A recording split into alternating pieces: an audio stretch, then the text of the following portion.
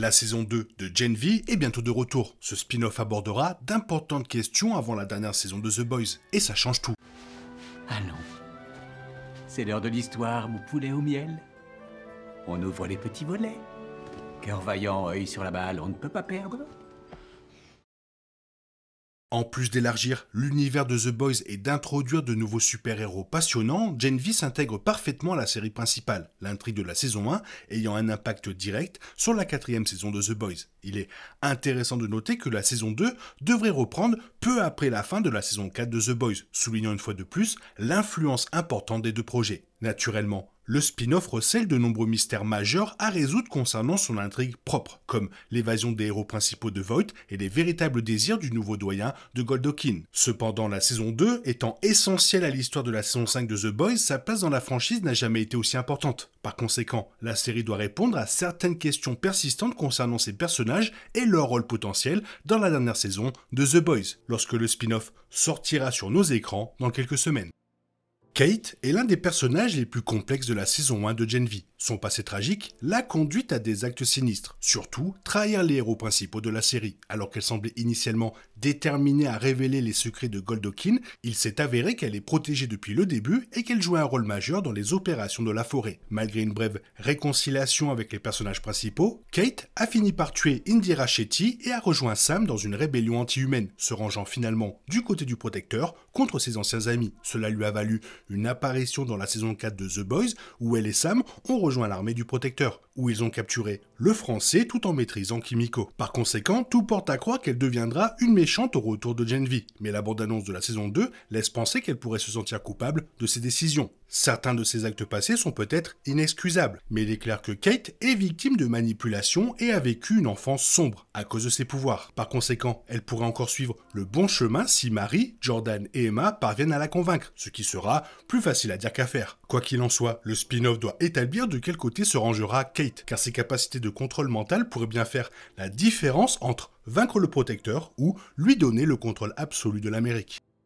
Étant donné la présence des personnages majeurs comme l'homme-poisson, Billy Butcher et le protecteur dans la saison 1, il était inévitable que d'autres acteurs majeurs soient impliqués dans la deuxième saison. La bande-annonce l'a déjà révélé, mais le rôle de Starlight est de loin le plus intéressant. Elle sauve Marie et obtient son aide. Même si son implication se limite à un seul épisode, le fait que Starlight souhaite que Marie arrête le projet Odessa semble être un élément important de son plan pour sauver les Boys. Le français, la crème et Yui ayant tous été capturés dans la saison 4, la priorité de l'héroïne sera certainement de les libérer, ce qui indique que le recrutement de Marie n'est qu'un élément d'un objectif bien plus vaste. De plus, sa dernière apparition dans The Boys la montre en train de retrouver ses pouvoirs et de fuir Cindy, ce qui rend d'autant plus impératif que le spin-off explique précisément sa stratégie, plutôt que de simplement ignorer le final. Espérons que l'apparition de Starlight dans la saison 2 de Gen V apportera des réponses, ce qui constituera une transition parfaite vers la saison 5 de The Boys. Le projet Odessa semble être un élément majeur de l'histoire à venir de Gen V, mais il a été mentionné pour la première fois dans la saison 4 de The Boys, ce qui suggère qu'il pourrait jouer un rôle essentiel dans la dernière saison. Dans La sagesse des âges, le protecteur est retourné au laboratoire où il avait été soumis à des expériences, et le projet Odessa a été discrètement évoqué. De même, la bande-annonce de la saison 2 de Gen V a mis l'accent sur ce mystérieux projet, mais la franchise n'a encore révélé que peu de choses sur sa nature, ni sur les raisons pour lesquelles Starlight veut l'arrêter. Toutefois, au vu des indices et du contexte dont nous disposons jusqu'à présent, il semble qu'il ait le potentiel d'être extrêmement dangereux, ce qui signifie qu'il pourrait avoir un impact considérable sur l'avenir. Si ce projet est aussi puissant qu'on le dit, il pourrait donner lieu à une nouvelle apparition du protecteur dans la saison 2 de Gen V, qui pourrait une fois de plus tenter d'arrêter les héros principaux afin d'utiliser lui-même cette arme secrète. De même, Billy Butcher pourrait également être intéressé par le projet Odessa, s'il pense qu'il peut arrêter le protecteur, d'où son rôle crucial dans l'intrigue de la saison 5 de The Boys. Compte tenu de son importance potentielle pour la franchise, Gen V révélera très certainement la nature du projet, mais la série devra également clarifier son impact au-delà du spin-off. Bien que la saison 2 de Gen V compte déjà de puissants super-héros, la bande-annonce a souligné que d'autres seront introduits dans la franchise, ce qui soulève des interrogations quant à leur loyauté. Compte tenu du contrôle désormais exercé par le protecteur sur Vought et l'Amérique, on peut supposer que ces nouveaux super-héros travaillent pour lui d'une manière ou d'une autre. Officiellement, ou non. Dans la bande-annonce, un nouveau personnage a été aperçu en train d'attaquer Marie alors qu'elle se cachait apparemment dans une sorte de planque, suggérant qu'il avait potentiellement été envoyé par le protecteur. On a également vu un autre personnage inconnu brandissant une énorme masse, ainsi que des signes indiquant que d'autres nouveaux super-héros seront impliqués dans la saison 2, ce qui ajoute de l'incertitude quant à leur employeur. Certains d'entre eux pourraient être de simples élèves de Goldokin, tandis que d'autres pourraient travailler pour Cypher, qui possède également des pouvoirs. Toutefois, sachant que le protecteur a un certain monopole sur les êtres surpuissants, il est crucial que la saison 2 de Gen V confirme qu'il travaille pour le principal antagoniste des Boys, et qui a simplement ses propres intentions.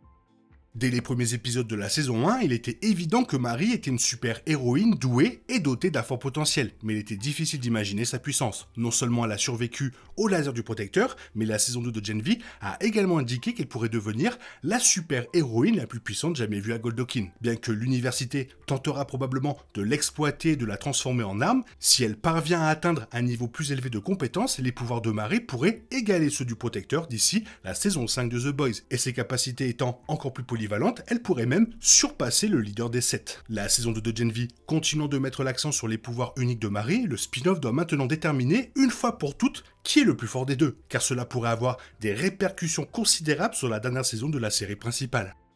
La plus grande question à laquelle Gen V doit répondre avant la saison 5 de The Boys est peut-être de savoir quels personnages principaux seront réellement impliqués dans le projet de 2026. Sam et Kate étant déjà présents dans la série principale, on peut supposer qu'ils apparaîtront également dans la dernière saison, mais tout dépend de leur sort. Il en va de même pour Marie, Emma et Jordan, qui semblent tous désignés pour jouer un rôle dans la saison 5 de The Boys s'ils survivent au spin-off. Polarité pourrait être un excellent ajout pour aider les Boys, tandis que Cypher pourrait être un soldat solide pour le protecteur s'il existe un lien entre eux. Toutefois, compte tenu de l'importance des enjeux de la franchise, il est difficile d'imaginer que tous ces personnages centraux survivent à la saison 2, ce qui suggère qu'ils n'apparaîtront pas tous dans la saison 5 de The Boys. Quoi qu'il en soit, certains personnages de Gen V ne peuvent éviter de faire des apparitions majeures dans la dernière saison de la série originale.